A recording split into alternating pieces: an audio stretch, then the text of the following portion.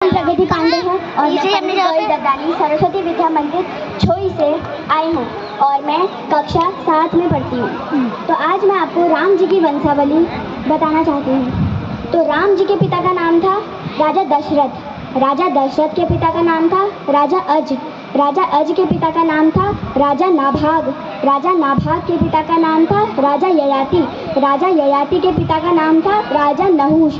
राजा नहुष के पिता का नाम था राजा प्रशुशुक। राजा प्रशुशुक के पिता का नाम था राजा मरु।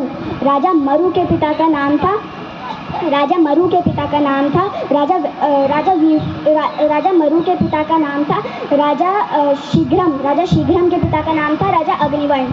राजा अग्निवर्ण के पिता का नाम था राजा शूरदर्शन। राजा शूरदर्शन के पिता का नाम था राजा शंखन। राजा शंखन के पिता का नाम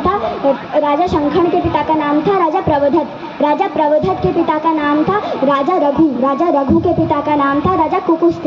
राजा कुपुस्त के पिता का नाम था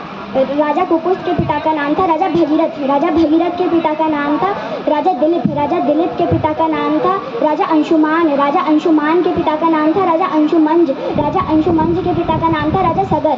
राजा सगर के पिता का नाम था राजा असीत। राजा असीत के पिता का नाम था राजा मांधाता। राजा मांधाता के पिता का नाम था राजा युगनाश। राजा युगनाश के पिता का नाम था राजा धुंधुमार। राजा धुंधुमार के पिता का नाम था राजा त्रिशंकु। राजा त्रिशंकु के पिता का नाम था राजा प्रथय। राजा प्रथय के पिता का नाम था राजा अर्णय। राजा अर्णय के पिता का नाम था राजा बाण। राजा बाण के पिता का नाम था राजा विकुशी। राजा विकुशी के पिता का नाम था राजा कुकुशी। राजा कुकुशी के पिता का नाम था राजा ईशुवांकु। राजा ईशुवांकु के पिता का नाम था राजा वैश्ववत मनु। राजा वैश्ववत मनु के पिता का नाम था राजा वीरस्वान। राजा वीरस्वान के पिता का नाम था राजा कश्यप। राजा कश्यप के पिता का नाम था राजा मरीचि। राजा मरीचि के पिता का नाम था ब्रह्मा जी। धन्यवाद। बहुत बढ़िया।